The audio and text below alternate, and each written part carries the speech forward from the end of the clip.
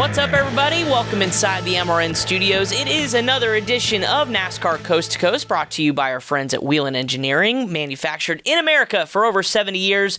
Whelen Engineering. MRN pit reporter Chris Wilner and MRN announcer Kyle Rickey out in Connecticut joining you once again. And Kyle, believe it or not, it is middle of August, and we are about to talk championship night for Bowman Gray already coming up this week. And we got a big show. We've also got Kip Childress on the show to discuss the Cars Tour ruling, the appeals panel ruling from this week. A lot to get to, K-Rick, this week. Hey, where did the summer go? I don't know. It's now fair season up here in Connecticut, and that signals the end of summer. So, and you were into the final couple of weeks at short tracks across the country. As you mentioned, Bowman Gray, they're going to button things up this Saturday night. Up here in the Northeast, we have about 6 weeks left, and we'll be crowning champions. So I feel like we were just talking about the start of these seasons not that long ago, and here we are, 48 degrees outside this morning, by the way, when I stepped out at about 7:30. So there's a chill in the air. Fall is definitely closing in on us. It certainly is. Actually, it's been pretty comfortable here in Charlotte. Best weather we've had since probably April in terms of the temperatures here. Of course, in Michigan, when we ran on Monday, I was out there with the Motor Racing Network crew. A stark difference from Sunday to Monday with the rain on Sunday. Monday was about 73 with a breeze and sun. I mean, I don't think I had a drop of sweat on me all afternoon. So really, really, really cool to see, but that's where we're going. But yeah, big week, like you mentioned, Bowman Gray, and of course, Oxford 250 week as well. So a couple crown jewels coming up. But let's get to the week it was, Kyle, real quick before we get our guest Kip Childress on the line. ARCA Menard Series at Michigan. We were out there for the Motor Racing Network on Friday for the Henry Ford Health 200. Connor Zilisch just turned 18, makes his first 2-mile start, and looks like he's been doing it for 5 years, Kyle. He was a master there at the end, holding off Tanner Gray, and really learning how to use the air there at the end to get the win. Yeah, Andres Perez in the mix there in the closing laps as well. But, took the lead just past halfway or just before halfway and never really looked back. A nice, clean way to start the weekend for the ARCA Menard Series. And it had to be, right? They couldn't risk tearing equipment up because they had to race 48 hours later. I know you guys were battling the weather, not just Saturday for the Xfinity race and Sunday for the Cup race, but you also opened the weekend by battling Mother Nature. And at one point, they were going to make a call saying, yeah, we don't need to get to halfway if we don't make it because these teams have to get gone. So there could be some changes to the rule book if needed. And thankfully, you got the full race in. And Connor Zilisch, star of the future, no doubt. Star of now, but he's going to be around a while. For sure. 4 for 4 in his ARCA starts, and he gets his first big track win this weekend. Of course, you mentioned Andres Perez, a valiant effort, and Tanner Gray in the JGR car. Looked like those three cars were the stout of the field. And then they turned around, which luckily Mother Nature held off. It was actually pretty sunny for most of the event on Friday. They go down to Springfield, Illinois, in the Springfield Mile on the dirt track on Sunday, where we had some dirt regulars in the field. We had Venturini with 4 females lined up in their Venturini Toyotas, but it was William Sawalich saying, I saw what Connor Zilisch did. I'm not 18 yet. I can't be there. I'm going to go whoop up on him on the dirt, and that's exactly what he did, leading almost every lap. I think he led about every lap. 1 mile dirt track, the first of 2 dirt races to the ARCA Menard Series this year. Qualified up front, raced up front. Some great racing behind him from second through the rest of the field. You mentioned the ladies. They put on the show. Isabella Robusto finishing in the second spot. Taylor Reimer up on the podium. First time 2 females have finished on the podium in an ARCA Menard Series race. So great stories throughout the field, but at the front, William Sawalich doing William Sawalich things here in 2024. That's right. William Sawalich doing William Sawalich things. Of course, Taylor Reimer having a good run as well. And the points championship, Kyle, starting to narrow up or expand a little bit, I should say, for Andres Perez as they go to the Milwaukee Mile coming up next this weekend. Motor Racing Network will be on the call for that. It's a split weekend for us. Some of us in Daytona, some of us in Milwaukee. Milwaukee. Of course, that race coming up, doubleheader on Sunday that you can listen to on MRN. So let's go from the ARCA Menard Series to the Cars Tour before we get Kip Childress here in studio. And they were in action at Ace Speedway. Lots of drama once again, something we've been accustomed to. I sound like a broken record that the Cars Tour just putting on really entertaining shows. We saw great racing through the field, some drama there at the end as well. But youngster Brent Cruz, I didn't have this on my bingo card, third late model stock tour win this season for the first time driver in that Mobil 1 Toyota. What a race, but what a win for Brent Cruz.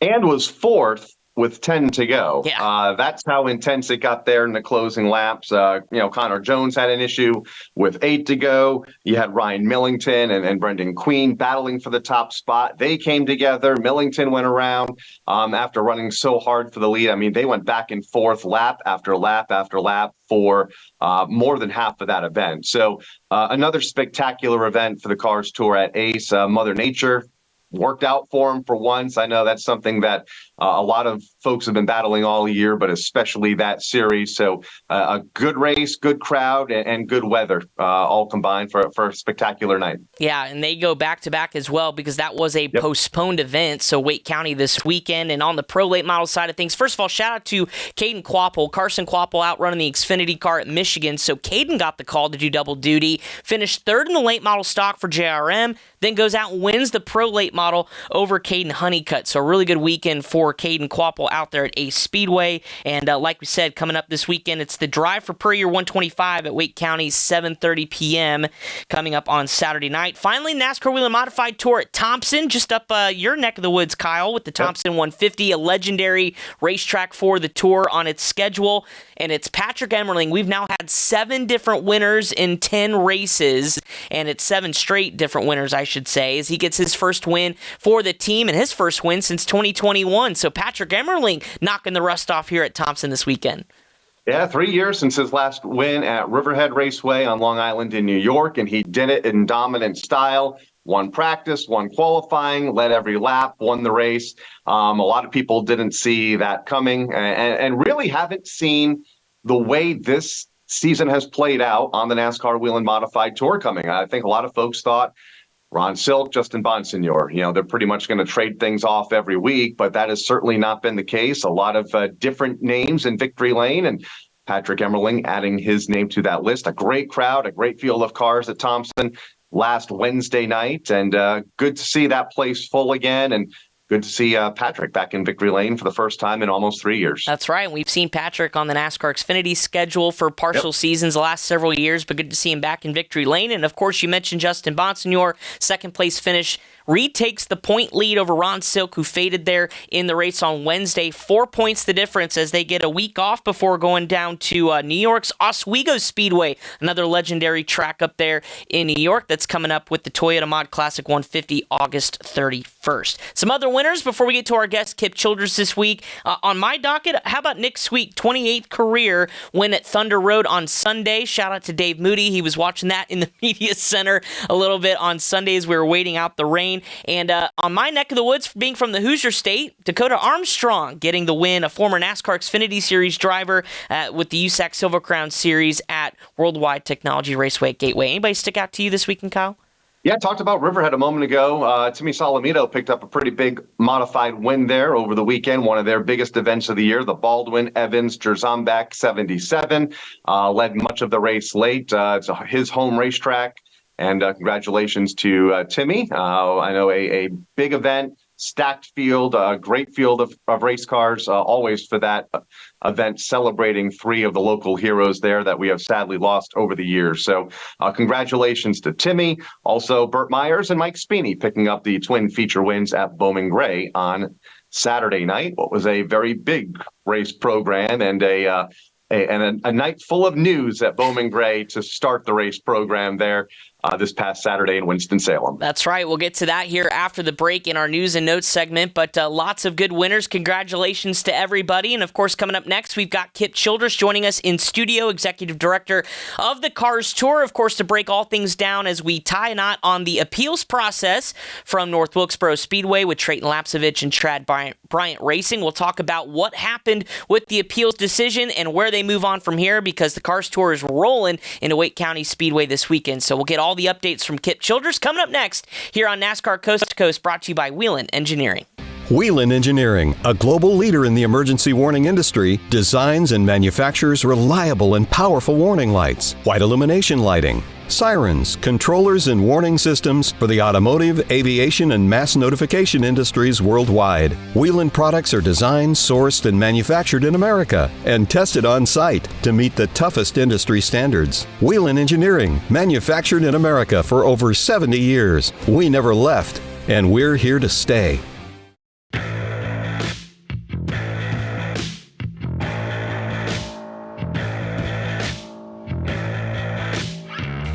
Welcome back to NASCAR Coast to Coast, brought to you by Whelen Engineering, manufactured in America for over 70 years. Whelen Engineering. And joining us now in studio, it's good to have Executive Director of the Cars Tour, Mr. Kip Childress. Kip, how are you? I know you've had a busy week. We've got a lot to get to. Yeah, busy week. Yesterday was a long day, so just trying to catch up on a little bit of rest before we have to head off to our next race. Absolutely. That's Wake County this weekend. But let's tie a bow, I guess, on North Wilkesboro Speedway. We had an appeals panel on Tuesday come out with their ruling on Trayton Lapcevich and the Chad Bryant Racing team.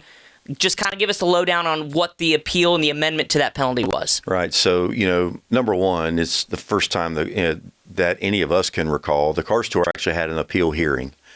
So a red letter day in that regard. There were a lot that I could bring to the table from an appeal standpoint that I had learned over the years while at NASCAR. And so we tried to implement all of those situations there. And so had a great appeal panel. We feel like well-respected group through all across the industry, and especially in the short track world. So they were there, brought Chad and his group in.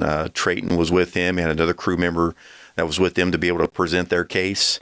Obviously, we presented ours, and then fielded questions from the appeals panel yesterday afternoon.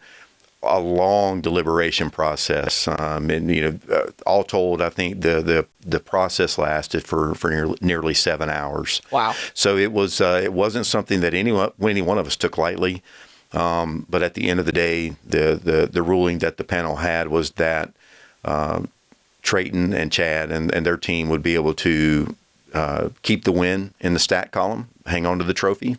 But the penalty, because the part was, at the end of the day, an unapproved part, would be the no points and no money. You mentioned the unapproved part. Let's go back 2 weeks and, kind of what got us to this point, leaving Hickory. Yeah, so, the unapproved part, and I think that's we, for the appeals purpose, right, we stay somewhat vague through all of that in our announcements, through all the media that gets put out there. So there were a lot of questions about what that was. So the team actually had a Ford 9-inch rear end installed on the race car. In the Cars Tour, we only allow a quick change rear end. And I think that's been a change. I've been a part of the Cars Tour for just a little more than a year. There are areas that we are trying to tidy up in our rule book, and working closely with the NASCAR side as well, and what they do with their late model program and their late model rules. In areas where we can marry those rules up, we're making the effort to do that. This is one of those areas where we really went in there, and even in March issued a bulletin that further defined that the quick change rear end was the only one that was allowed. On us, so I'll back up just a little bit as well. So we'll go to Wilkesboro on the makeup day. We made that a one-day show just so we could go in there and not cause the teams a whole lot of extra expense by having to come and spend multiple days at the track. So we put a lot of pressure on us by having to do a lot in a very, very short period of time. So cars came through inspection for pre-race or pre-practice inspection. that was more of an optional inspection opportunity. Most of the teams took advantage of that option, so they knew where they stood when they came through for pre-qualifying inspection. But I will say this, we have a very small group of inspectors. They're a mighty group. They really work hard at what they do, but there's only so much that they can do in a very limited amount of time. When we're inspecting not only late model stock cars, but we had to inspect the prolates as well. So somewhere in the neighborhood of 60 to 70 race cars, a couple of times. Sure. So through that process, and because of the change in the rule in the last year, we had some inspectors that saw it, noticed it, and brought it to the attention of our lead inspector in the process there. But because it didn't register to him that it was unapproved. They matter-of-factly told him. He said, okay, and went on about his business. Through the post-race inspection, even after the race, he admittedly went under the car and saw it. But it didn't register that part was wrong. So fast forward to Monday following that event, when I received a phone call asking, about if we were going to allow that part to stand. And that was the first time I had heard that the part was even on the car. And so I ended that conversation, quickly called our technical lead, and of course he verified the part was on the car, and you could hear it in his voice when I said, that part's not allowed anymore. You could hear it in his voice. Man. Yeah. And so from there, I called Chad and asked him if that part was indeed there. He admitted that it was, but I think he was still under the impression that our rule didn't clearly define that it was the quick change only. So that's where there was some question about if there was indeed a misinterpretation of the rules. To me, that's where the misinterpretation happened.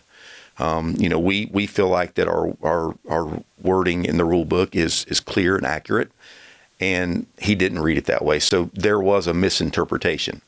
I don't think that there was malice in it. I think he honestly thought he found a loophole in the rule, but we felt like we were pretty buttoned up on what that should say. So issued the fine, issued the penalty, and which actually was the disqualification that moved him to the rear. No points and no money. And then they had their chance to appeal, and then fast forward to what happened yesterday, where the panel elected has said, and they said it this way: because you left the racetrack as the winner, it is unfortunate that this part wasn't captured. This part wasn't identified. You left the racetrack as the winner. You were going to keep the win, but because the part was indeed wrong, then that's where the penalty of the prize money and the points that go along with that have been taken away. Yeah, so that was going to lead me to my next question. Is this, from your eyes and a series' eyes, is this a fair kind of meeting in the middle because of that oversight at the time and kind of according to what the appeals was saying? I mean, I guess, how was your reaction to it? Yeah, so at any time that you impose a penalty, you go into an appeal hearing wanting that penalty to be upheld 100%. I mean, that's why we imposed the penalty. We felt really confident based on past precedent of finding parts that were not approved, where the difference between those times and this time was the time that they left post-race inspection and Monday, versus when they leave post-race inspection and they know that a part may have been found. Even if we don't announce the penalty right then, they know it's going to be coming. So I guess with that being said, I'm okay with their ruling on that. It certainly brings up the fact that we've got some work to do, and we've already begun that. We did right after we uncovered all of this once we left North Wilkesboro. We have instructed our guys to, because that small group of inspectors is so busy during their inspection processes, if they were to notice something on a car, they need to alert our lead tech, but they need to alert me too, because what that'll give me the opportunity to do is sit down, break out the computer, look up the rule to clearly define if it is a part that's in question that we need to either do something about or not. and then I can circle back with our technical group again. And that way they can keep doing what they're doing, and it allows me to do the work on the backside. Because at the end of the day, when you have a small group like this, being a team is more important than ever. Sure. The appeals panel, David Hoots, Brandon Brown, and Kevin Powell, three very familiar names in the world of motorsports at all levels. Want to look big picture, Kip? You said you're a little over a year into your role on the Cars Tour. How's it been for you? So look, loaded question. I know. Yeah. I know, but big picture, it has really been great. You know, I think we have just a super talented group of racers. We see some really young talent at the pro level that's working their way up into the late model stock car levels.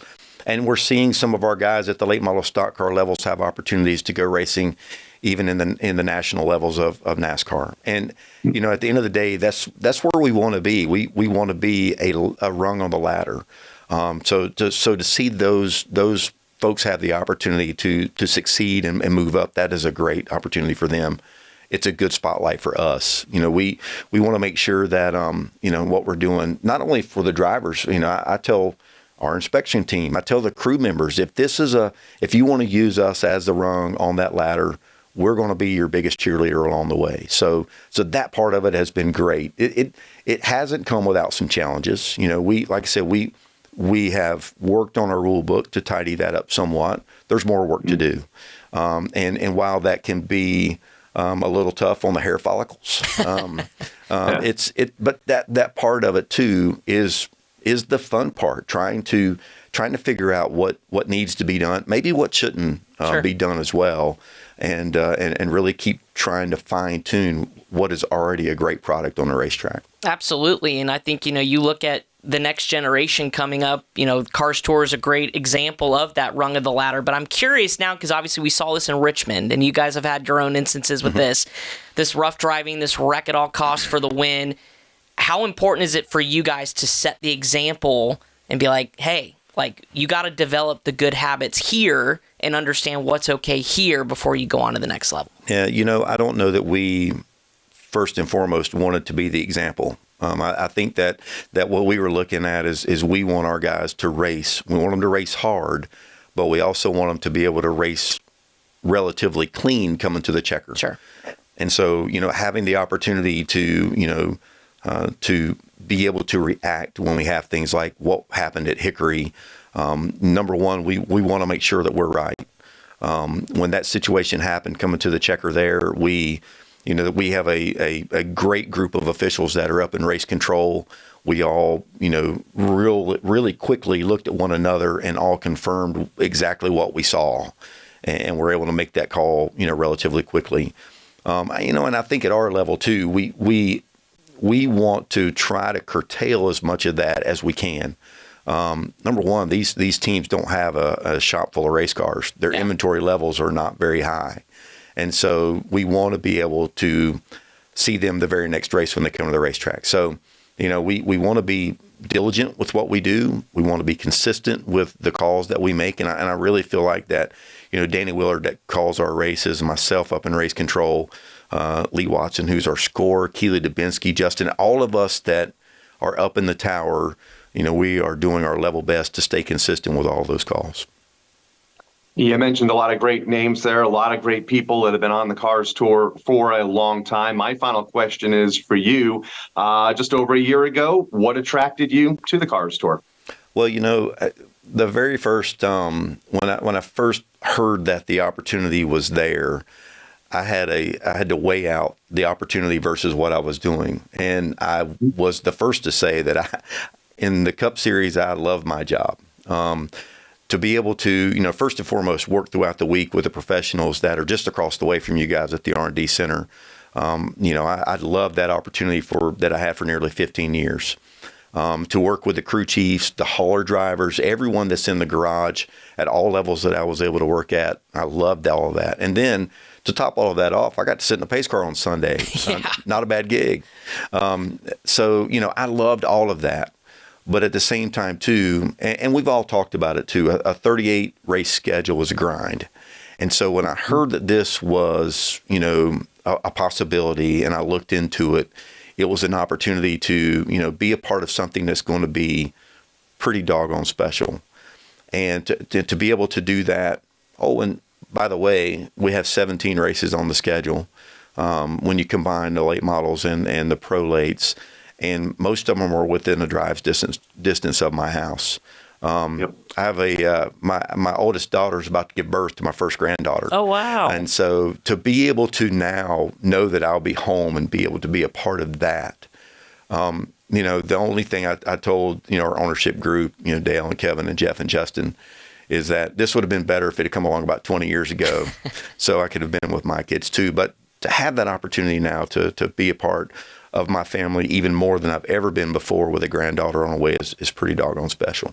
Well, it's been a great role to watch you kind of grow into and see where the Cars Tour has been taking you. Kip, I'll end with this. If you look big picture at the rest of the season, obviously Wake County this weekend, I mean, just how much momentum has been built behind the Cars Tour. I mean, you look at all the finishes we've had. Social media has been a buzz every time the Cars Tour has been on the racetrack because of the racing product we have. What's your outlook for the rest of the season? Yeah, so I don't think it's just great finishes. Obviously, we've had those. Late model stock car racing in general has had those. Yeah. I think that we're seeing great racing throughout the field, throughout the race. We saw that this past week at Ace with Brendan and Ryan battling lap after lap after lap. We sat there in amazement that they were able to go as long as they did. We knew that they would find the razor's edge on where that line was, and unfortunately we did see that. So I don't anticipate the racing will lighten up any. We've got some Wake County. It's a quarter-mile high-bank bull ring. It's going to be a tough race. It's tough on the drivers to be able to drive that little bitty racetrack, for 125 green laps. It's tough on the equipment too. Fortunately, the forecast looks a little better than it was last year. Last year we had cars that suffered from overheating. Hopefully that, won't be the case when we go back this time. So following there, we go down to Florence on Labor Day weekend to be a part of a great big weekend of racing in the Florence and Darlington area. Looking forward to getting back down there. Dale Jr. will be, a part of our race down that weekend. We've also got some other announcements that'll be coming out within the coming days about other drivers that are going to be participating as well. So looking forward to getting down there, and then the rest of the season right up till we wrap up a championship back at North Wilkesboro Speedway. Yeah. Looking forward to finishing it out. It's going to be super exciting. Kip, I appreciate your time for clarifying everything that's happened, and we look forward to the rest of the Cars Tour season this year. Absolutely. Anytime. Thank you, guys. Kip Childress, Executive Director of the Cars Tour. We're coming back next with more NASCAR Coast to Coast, brought to you by Whelen Engineering. Whelen Engineering, a global leader in the emergency warning industry, designs and manufactures reliable and powerful warning lights, white illumination lighting, sirens, controllers, and warning systems for the automotive, aviation, and mass notification industries worldwide. Whelen products are designed, sourced, and manufactured in America and tested on site to meet the toughest industry standards. Whelen Engineering, manufactured in America for over 70 years. We never left, and we're here to stay.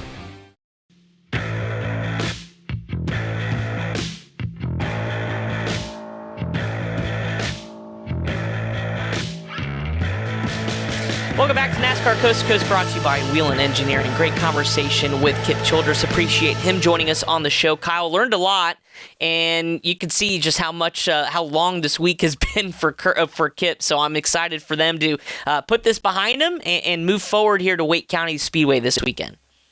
Yeah, a long couple of weeks, ever since actually a long, month Almost, with yeah. what happened at Hickory and then what happened at North Wilkesboro. It's been 2 weeks since that penalty report came down, and now the appeal, which is behind us. So glad things are kind of cleared up and set to move on now for the rest of the Cars Tour season. That's right. And again, they're at Wake County Speedway this weekend. Some news and notes before we get to the calendar. How about, you alluded to it a little bit before the first break, the big news that headlined Bowman Gray's penultimate weekend this past Saturday night. Ben Kennedy was there from NASCAR on the front straightaway with microphone in hand and let the crowd know first before it was announced on social media or on any news outlet that the Clash is coming back, or not back, it's going to be going to Bowman Gray Stadium next year, February 2nd, for the NASCAR Cup Series.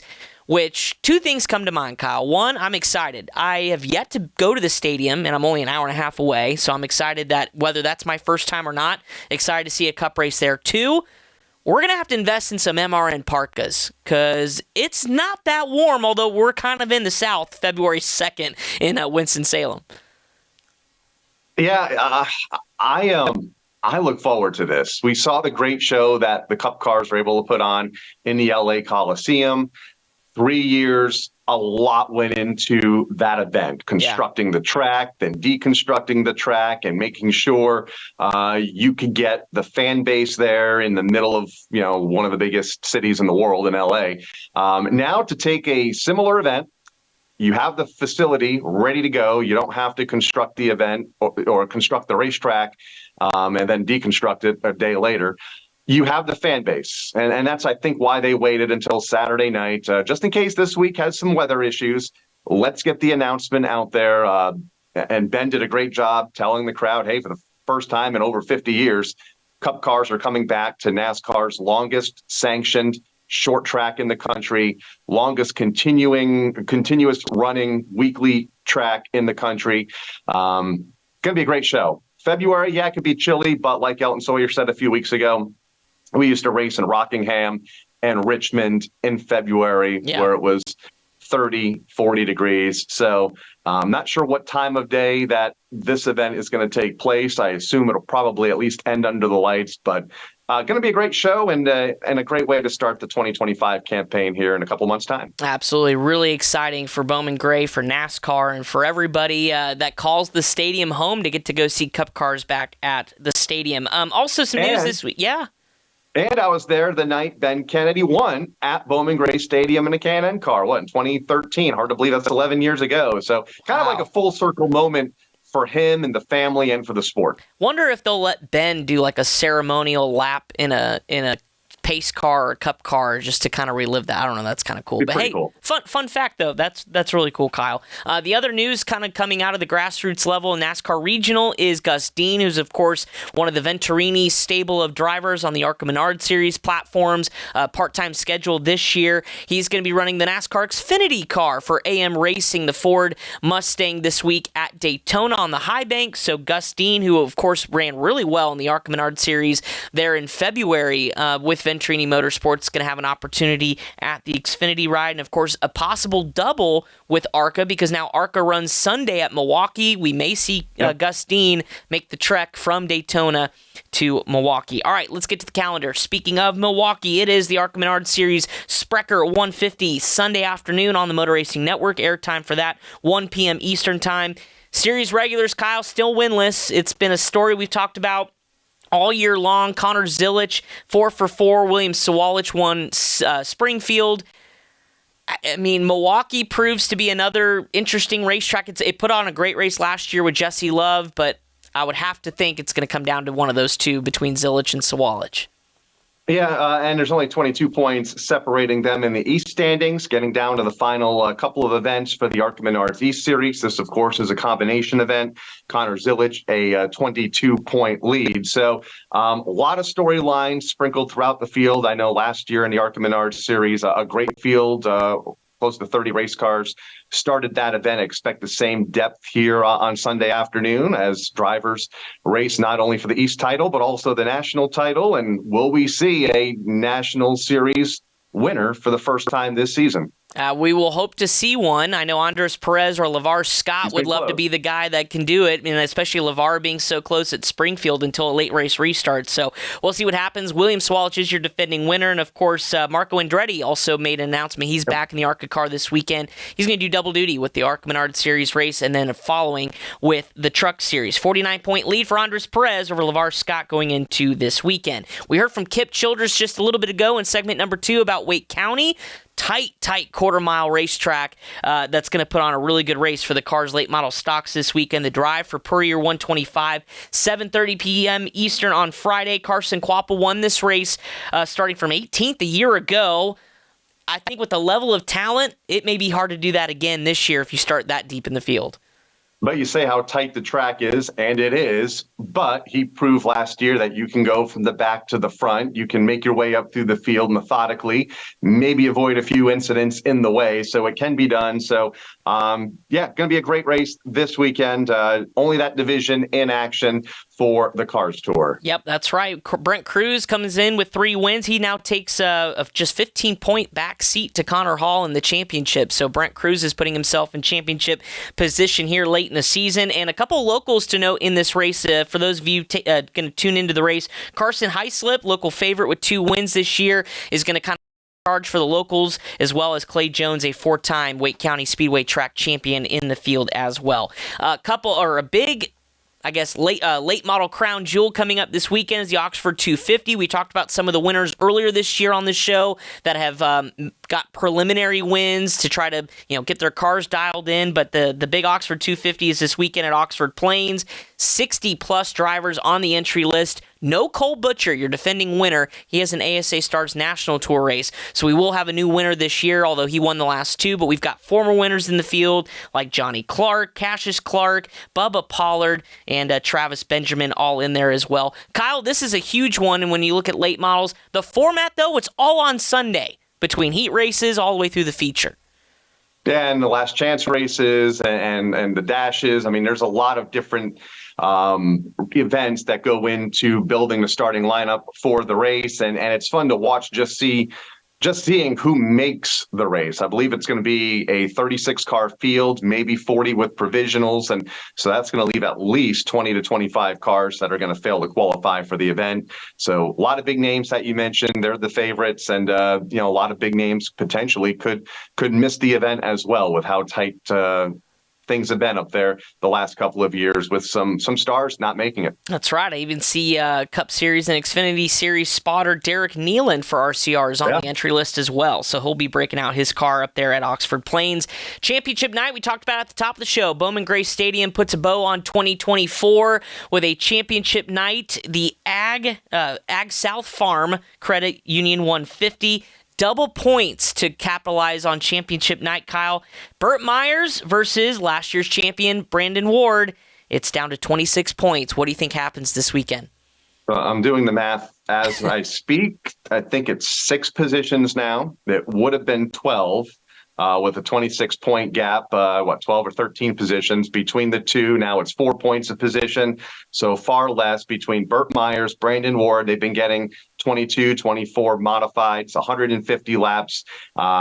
Should be an interesting event. Burt Myers going for yet another Bowman Gray track championship in the modifieds. And, I think he's the favorite. He knows how to manage these longer races and knows how to manage them in crucial moments like on a championship night. That's right. He's going for track championship number 11 if he can get it done this weekend, Saturday night at the stadium. Of course, we'll talk about it next week.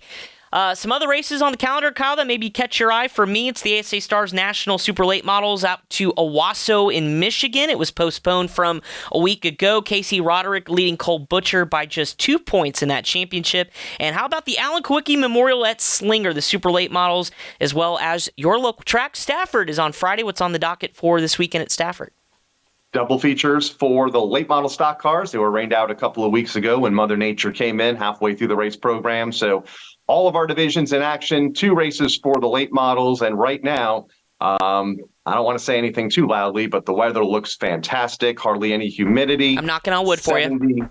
76, 77 degrees, bright sunny skies, and I think I saw like a 2% chance of rain. So looks like a good Friday night shaping up here at Stafford as we get close to the end of August. That's right. Riverhead, NASCAR Canada at iCar this weekend as their season continues to wind down. Jennerstown, the Sean Beluza Memorial 100 at South Boston Speedway, which is a big one that'll draw a good car count at Sobo, and as well as weekly racing at Hickory. Did I miss anything, Kyle? I think you got it all. There's a lot happening, especially here on the East Coast. So huge weekend. Yeah, modified tours off, like you mentioned. They're back in Oswego for the Classic next week. Other than that, about everybody else is in action. All right. Well, before we let the folks go, do you have a driver of the week this week? We had plenty to choose from, and I know next week will be tough because we have so many to choose from between champions and Oxford 250 winners.